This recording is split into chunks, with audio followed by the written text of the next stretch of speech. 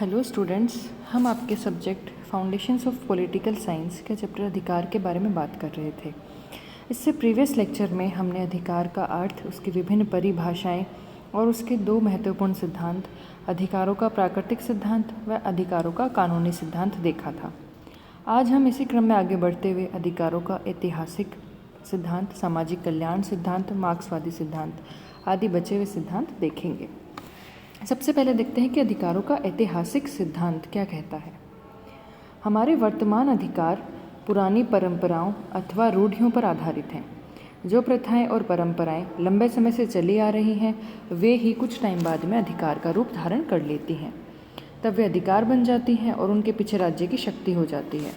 Richie के अनुसार, एक थिंकर है, रिची के अनुसार प्राय यह देखने में आता है कि लोग जिन अधिकारों को आवश्यक मानते हैं वे ऐसे अधिकार होते हैं जिनका लोग उपभोग करते रहे हैं अथवा जो परंपरागत हैं। प्रोफेसर सुमनर के अनुसार अधिकार और कुछ नहीं, केवल रीति रिवाजों की उपज है।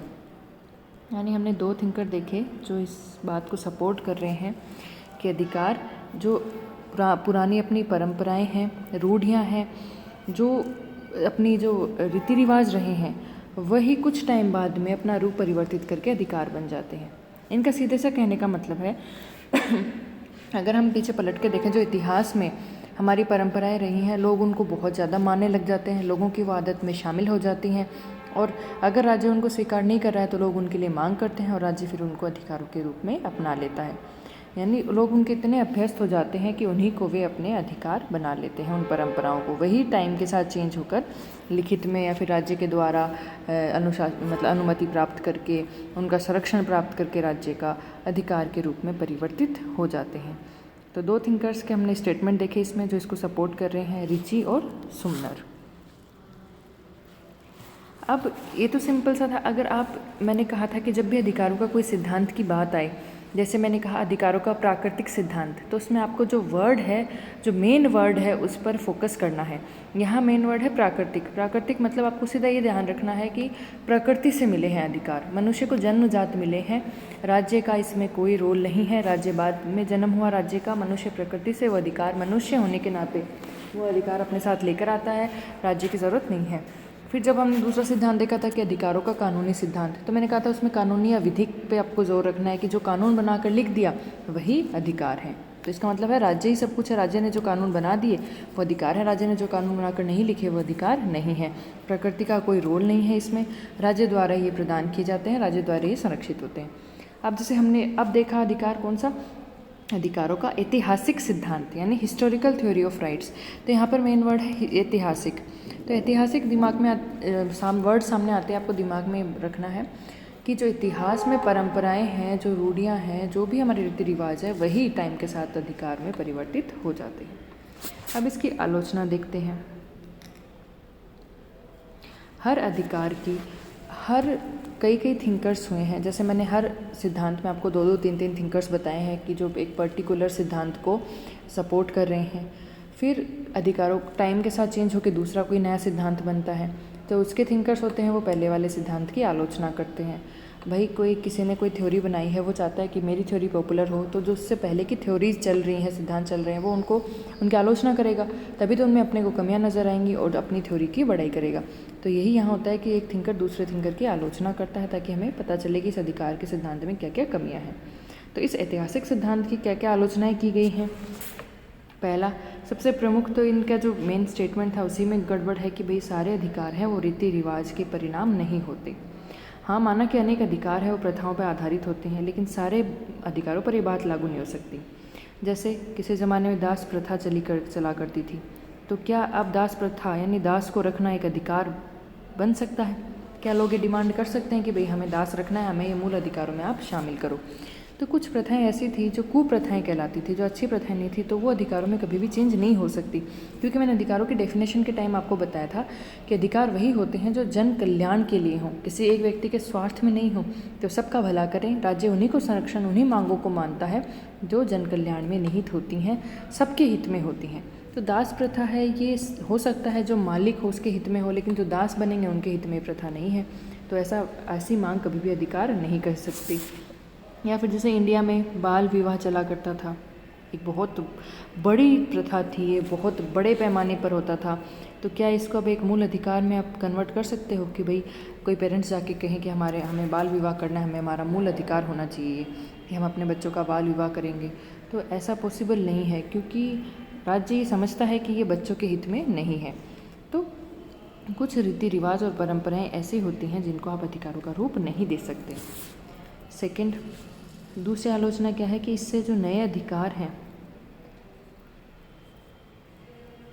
उनकी सृष्टि है वो असंभव हो जाती है।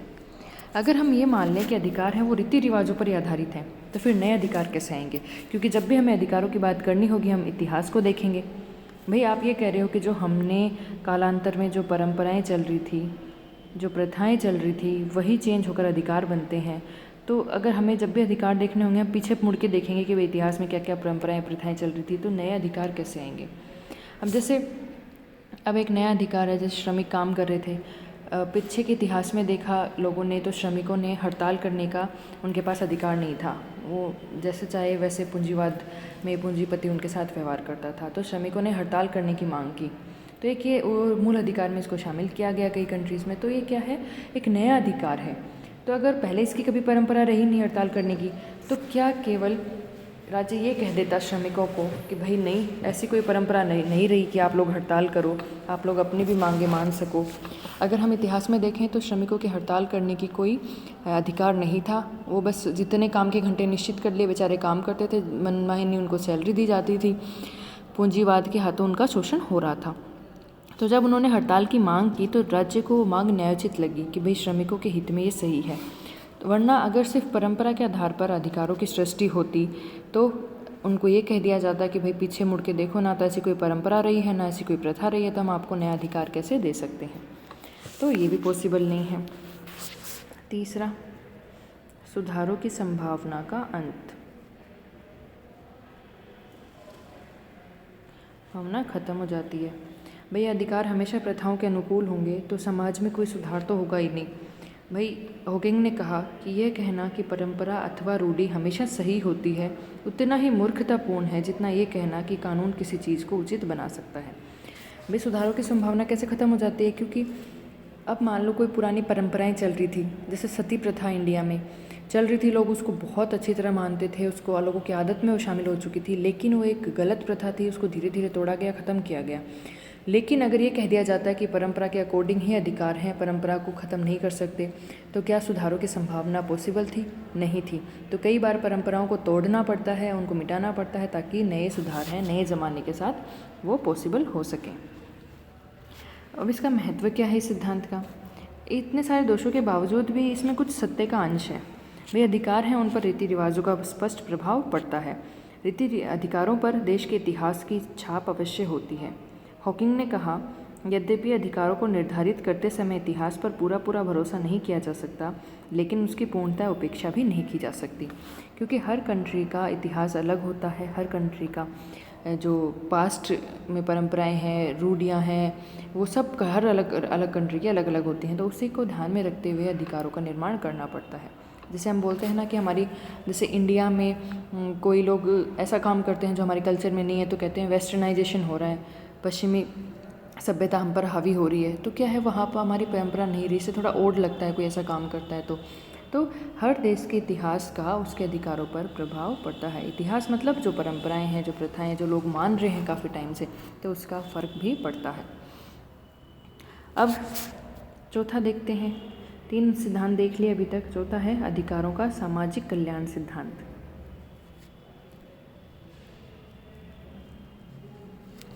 ये सिद्धांत क्या कहता है? इस सिद्धांत के अनुसार अधिकार हैं वो समाज की देन है। अब इसमें मेन वर्ड क्या है? सामाजिक कल्याण। तो आपको ये ध्यान रखना है कि अधिकार है वो समाज की देन है, समाज ने उन्हें हमें दिया है और वो सामाजिक कल्याण के लिए बने हुए हैं। उनका आधार क्या है? समाज के लिए उपयोगिता या लोक कल्याण बोल दो। बस आपको कंफ्यूज होने की ज़रूरत ही नहीं है, जैसा वर्ड है वही उसकी डेफिनेशन है।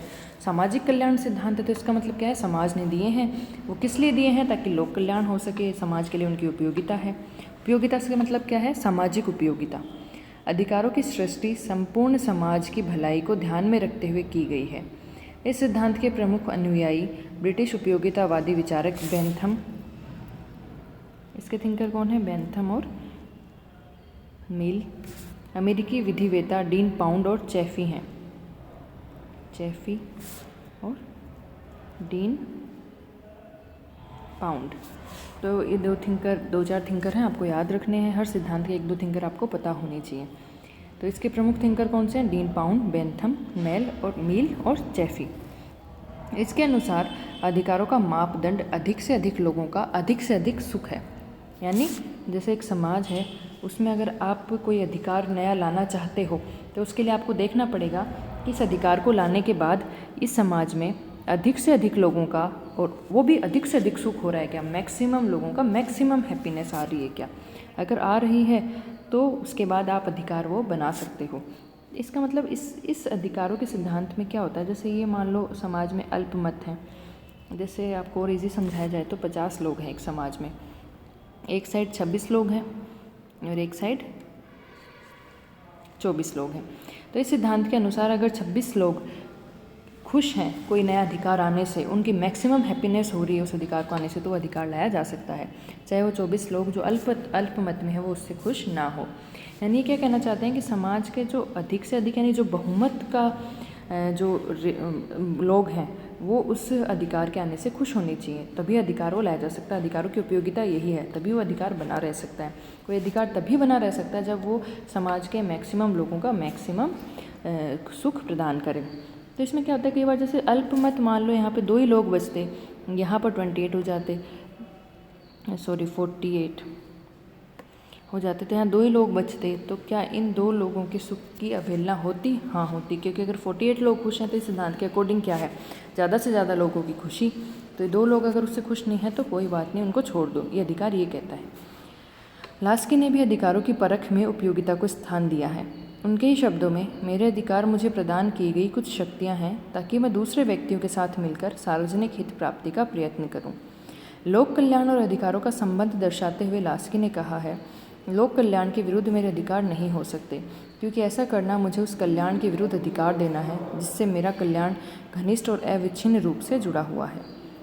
तो सीधी सी बात है, सामाजिक कल्याण सिद्धांत का मतलब है समाज द्वारा दिए गए हैं, लोक कल्याण के लिए वो बने हुए हैं और अधिक से अधिक लोगों के अधिक से अधिक सुख के लिए उनकी उपयोगिता है। अब इसमें आलोचना देखते हैं, थिंकर्स ने इसकी भी आलोचना की। क्या कहा भाई?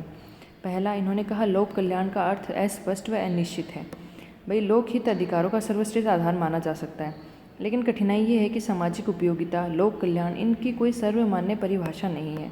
बेंथम ने जैसे अधिक से अधिक व्यक्तियों का अधिक से अधिक सुख की बात की, लेकिन इससे भी समस्या हल नहीं हो जाती, क्योंकि सुख को परिभाषित नहीं किया जा सकता। जैसे बेंथम ने बोला अधिक से अधिक लोगों का अधिक से अधिक सुख, तो सुख क्या है? और सुख भी सब्जेक्टिव होता है, हर इंसान के लिए सुख अलग अलग है। हो सकता है जो मेरे लिए सुख हो वो आपके लिए दुख हो, जिस चीज़ से मुझे खुशी मिल रही है उससे आपको दुख मिल रहा हो। तो ऐसा तो है नहीं कि एक ही चीज़ से 100 लोगों को खुशी मिलती है। तो हर व्यक्ति के लिए सुख की डेफिनेशन अलग अलग होती है, सुख एक सब्जेक्टिव मैटर होता है। तो इसमें ये कहा गया कि लोक कल्याण का आप अर्थ क्या कहना चाह रहे हो, आपने स्पष्ट नहीं किया। दूसरा, व्यक्तिगत हित की उपेक्षा होती है इसमें। कई बार सामाजिक हित और व्यक्तिगत हित में भी संघर्ष हो सकता है, तो ऐसी दशा में निश्चित ही सामाजिक कल्याण संभव नहीं हो सकता। व्यक्ति के अधिकारों का अतिक्रमण करके प्राप्त किया हुआ सामाजिक हित निरर्थक ही कहा जाएगा। यह कहना कि व्यक्ति का अधिकार समाज के लिए बलिदान किया जा सकता है उचित नहीं ठहराया जा सकता, क्योंकि इसका अभिप्राय समाज के हित के लिए व्यक्ति के जीवन का बलिदान करना हो सकता है। अब इस अधिकार में समाज को इम्पोर्टेंस दी गई है कि भाई समाज ही हमें अधिकार देता है और समाज के कल्याण के लिए बने हुए हैं। तो कई बार एक आध व्यक्ति, मैंने बताया था, अल्पमत में रह गए तो उनके हितों की उपेक्षा हो सकती है इसमें। तो फिर भी महत्व अगर देखा जाए इसका, तो सारे सिद्धांतों में श्रेष्ठ है एक तरह से। उपयुक्त सिद्धांतों जो हमने इससे पहले के सिद्धांत दिए थे उनसे श्रेष्ठ है। इस सिद्धांत के विरोधी भी ये मानते हैं कि सामाजिक कल्याण है वो अधिकारों की एक उचित कसौटी है। यही मानते हैं कि सामाजिक कल्याण हो रहा है तो वो अधिकार अच्छा है। तो हर थिंकर लगभग ये बात तो मानता ही है कि सामाजिक कल्याण होना चाहिए। तो ये अधिकार, इसका महत्व यही है कि श्रेष्ठ है क्योंकि सामाजिक कल्याण को आगे रखता है। अब 5वां सिद्धांत देखें अधिकारों का। आदर्शवादी सिद्धांत क्या कहता है, यानी आइडियलिस्टिक थ्योरी ऑफ राइट्स। इस सिद्धांत को कभी कभी व्यक्तिवादी सिद्धांत भी कहा जाता है। इसे व्यक्तिवादी सिद्धांत इसलिए कहा जाता है क्योंकि ये सिद्धांत मानता है कि व्यक्ति का एक अधिकार प्रथम व अंतिम है, जिसे व्यक्तित्व का अधिकार कहते हैं। यानी व्यक्ति होने के नाते लोगों को अपने अपने व्यक्तित्व को सुरक्षित, अपनी पर्सनैलिटी को सुरक्षित रखने का अधिकार है, वो प्रथम और अंतिम है। इस सिद्धांत के अनुसार व्यक्ति के जीवन का आदर्श है वह अपने व्यक्तित्व का विकास करे, और इस आदर्श की प्राप्ति के लिए जो भी कुछ उसे प्राप्त होना चाहिए वह उसका अधिकार है। यानी ये व्यक्तिवादी सिद्धांत क्यों कहा जाता है? क्योंकि ये व्यक्ति के व्यक्तित्व पर बहुत ज़्यादा फोकस करते हैं। इनका कहना क्या है आदर्शवादियों का, कि व्यक्ति के जीवन का एक आदर्श है, एक एम है कि उसे अपने व्यक्तित्व का डेवलपमेंट करना है, और उस डेवलपमेंट के लिए जो जो चीज़ें उसे चाहिए वो सारे उसके अधिकार हैं, वो प्राप्त करने का उसका अधिकार है। इस सिद्धांत के समर्थक मानते हैं कि अधिकार मनुष्य के आंतरिक विकास के लिए आवश्यक बाह्य दशाएं हैं, और अधिकारों के बिना किसी व्यक्ति का समुचित और पूर्ण विकास नहीं हो सकता। तो इन्होंने क्या कहा कि व्यक्ति के आंतरिक विकास के लिए बाह्य दशाएं हैं। बाह्य दशाएं क्यों? क्योंकि ये बाहर से मिलती हैं, हमें राज्य देता है, आंतरिक विकास होता है हमारा। इसके लिए जो बाहरी जो हमें सराउंडिंग दी जाती है, बाहरी जो हमें अधिकार मिलते हैं, ये सारे अधिकार हैं, और अधिकारों के बिना किसी भी व्यक्ति का संपूर्ण विकास नहीं हो सकता। ये तो हमने फर्स्ट डे भी देखा था कि अधिकारों के बिना आप अपना डेवलपमेंट नहीं कर सकते। जैसे मैंने खूब सारे एग्जांपल्स भी दिए थे कि किसी व्यक्ति को भाषण की स्वतंत्रता है, घूमने फिरने की स्वतंत्रता है, और एक देश ऐसा है जहाँ पर किसी व्यक्ति को ना तो धर्म मानने की स्वतंत्रता, एक पर्टिकुलर धर्म मानना पड़ेगा, ना भाषण की स्वतंत्रता दी गई है, ना शिक्षा की स्वतंत्रता दी गई है। तो क्या उस व्यक्ति का उतना डेवलपमेंट हो पाएगा जितना उसको उस राज्य में हो जिसमें सारी स्वतंत्रताएँ उसको दी गई हैं? तो ऑफकोर्स एक व्यक्ति का सारा डेवलपमेंट उसी राज्य में अच्छा होगा जिसमें उसको सारी स्वतंत्रताएँ मिली हुई हैं। तो आदर्शवादी भी ये कहते हैं कि व्यक्तियों के जीवन का एक ही आदर्श है, अपने व्यक्तित्व का विकास, यानी अपनी पर्सनैलिटी का विकास। ऑफकोर्स आप सारे स्टूडेंट्स हैं, आप सभी ये चाहते हैं कि हमारा व्यक्तित्व अधिक से अधिक निखरे। इसका अलग किसी का एम होगा कि उसको कैरियर में अच्छा करना है, किसी को म्यूज़िक में अच्छा करना है, किसी को डांस में अच्छा करना है। तो सबके अपने अपने एम होते हैं, अपनी अपनी पर्सनैलिटी होती है, हर कोई उसका डेवलपमेंट करना चाहता है। उस डेवलपमेंट के लिए जो भी चीज़ें आपको चाहिए वो प्राप्त करना आपका अधिकार है, ये लोग ये मानते हैं। यानी आपका आंतरिक विकास अगर आपको करना है, आपको हर तरह से आपको डेवलपमेंट बनाना है, तो आपको जो बाहरी सिचुएशंस मिलती हैं उसके लिए जो बाहरी सपोर्ट मिलता है वही अधिकार है। ग्रीन ने कहा, इसके सपोर्टर हैं थिंकर ग्रीन ने कहा, अधिकारों का तात्पर्य उन शक्तियों से है जो एक नैतिक प्रणाली के रूप में अपना पूर्णत्व प्राप्त करने के लिए निमित्त मनुष्य के लिए आवश्यक है। चूँकि इस सिद्धांत के अनुसार अधिकारों का आधार एक आदर्श व्यक्तित्व के विकास की प्राप्ति माना गया है, अतः इसे आदर्शवादी सिद्धांत भी कहा जाता है। इसको आदर्शवादी क्यों कहते हैं? कि जिन चीज़ों से, जिन बाह्य दिशाओं से एक आदर्श व्यक्तित्व की प्राप्ति हो व्यक्ति को। अब एक व्यक्ति है, जैसे आप ये आदर्श का मतलब यहाँ क्या है? आप जनरली अपने डेली लाइफ में यूज़ करते होगे कि मेरा आदर्श वो व्यक्ति है, या फिर मैं ऐसा आदर्श स्थापित करना चाहता हूँ, या फिर मैं ऐसा व्यक्तित्व मेरा बनना चाहिए जिससे मैं लोगों के लिए आदर्श बन सकूँ।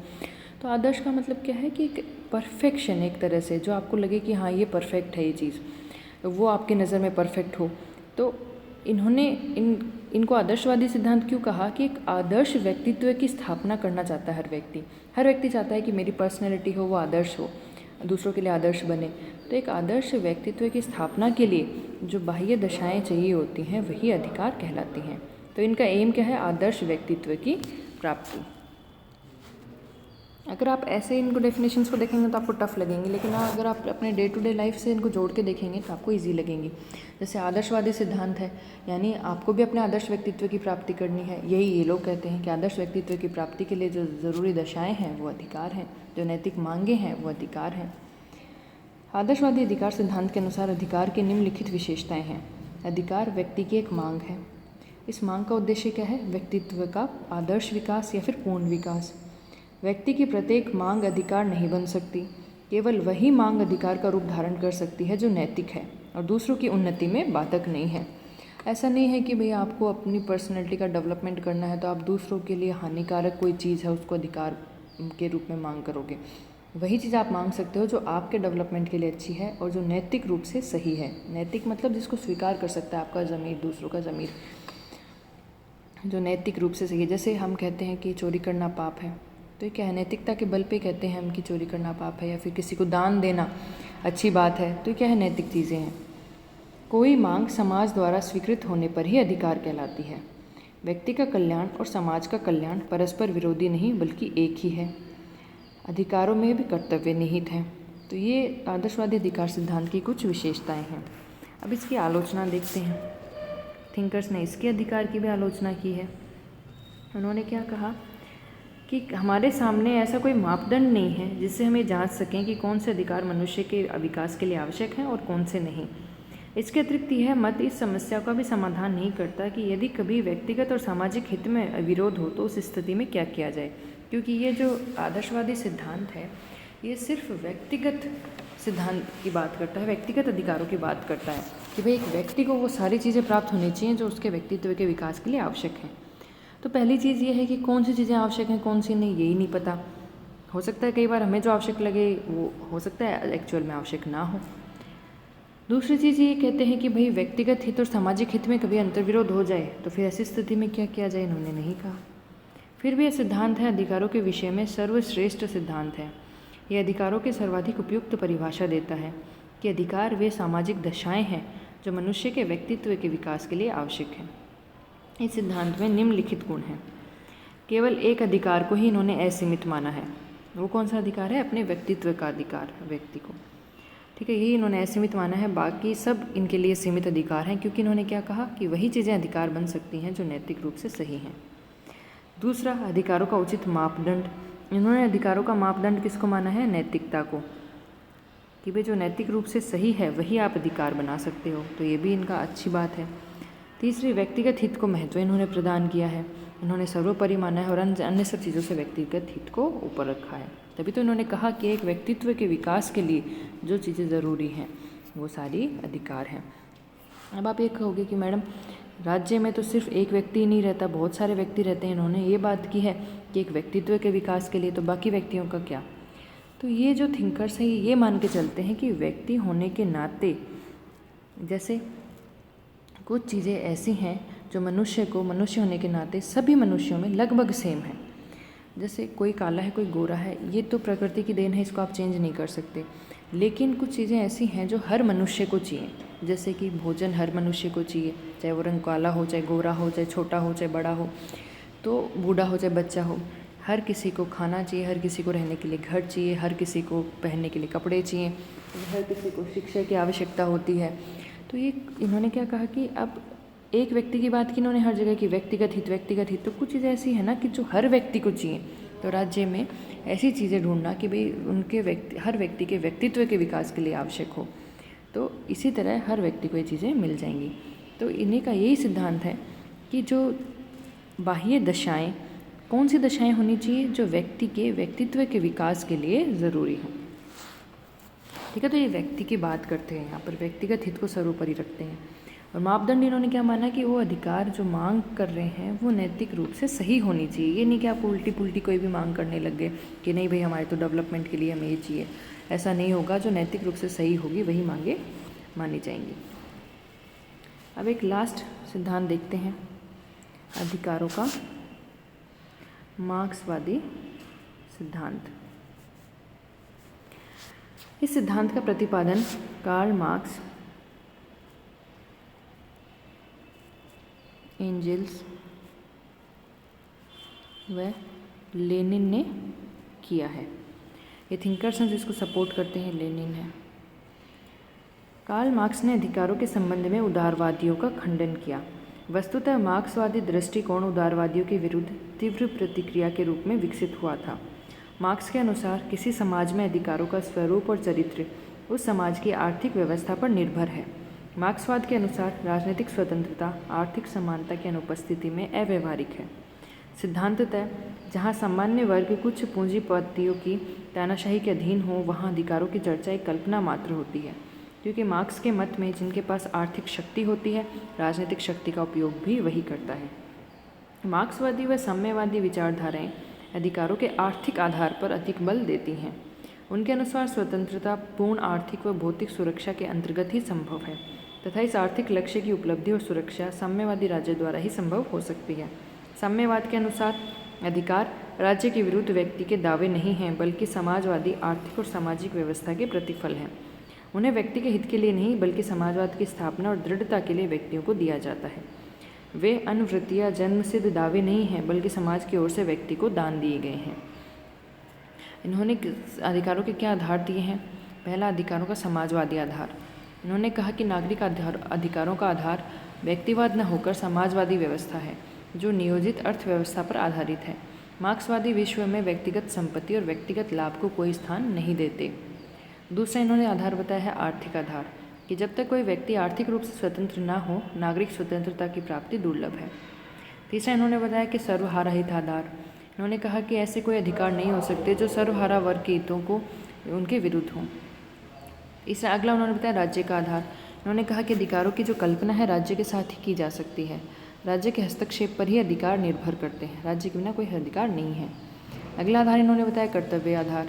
मार्क्सवादी व साम्यवादी देशों में अधिकारों का अर्थ कर्तव्यों की दुनिया में समझा गया है। उनकी मान्यता है कि अधिकारों का प्रयोग सर्वहारा वर्ग के हितों की रक्षा और समाजवादी व्यवस्था को बल देने पर निर्भर करता है। तो मार्क्सवादी अधिकारों की अगर जब आप बात करोगे तो सीधा है वो आर्थिक आधार पर मेन फोकस करते हैं। ये आप थर्ड ईयर में बहुत डिटेल में पढ़ोगे कि मार्क्सवादी सिद्धांत क्या है, साम्यवादी व्यवस्था क्या है।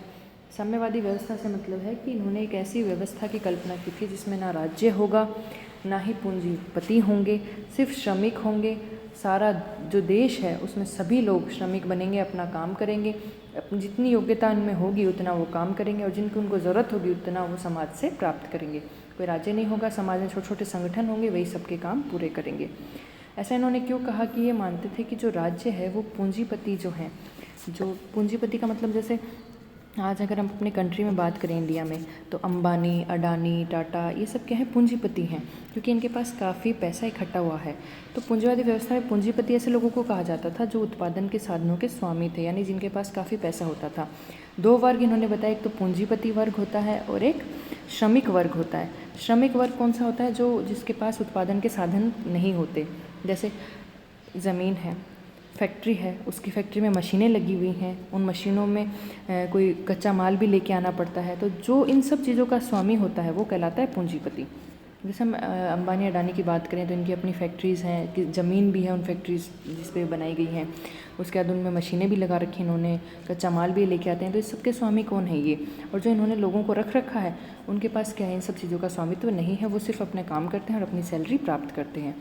तो पहले पूंजीवादी व्यवस्था हुआ करती थी, तो मार्क्स ने कहा उसमें दो वर्ग थे, पूंजीपति और श्रमिक। तो श्रमिक वर्ग के पास कोई भी उत्पादन के साधन नहीं थे, और पूंजीवादी हैं वो, उसमें जो पूंजीपति हैं वो श्रमिकों का शोषण करते थे, वो श्रमिकों से बहुत ज़्यादा काम करवाते थे और उनको बहुत कम सैलरी देते थे।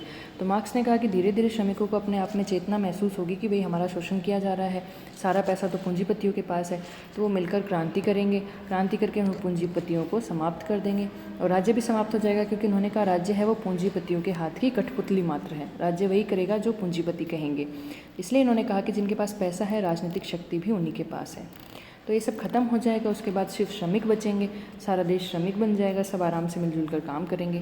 तो इसलिए ये अधिकारों के लिए इन्होंने कहा कि जब तक आर्थिक रूप से, आर्थिक मतलब यहाँ पैसे का मतलब है कि जब पैसे के रूप में सब इक्वल नहीं हो जाते तब तक कोई स्वतंत्रता की या अधिकारों की बात आप नहीं कर सकते। और डिटेल में आगे लेक्चर में इसको कवर करेंगे।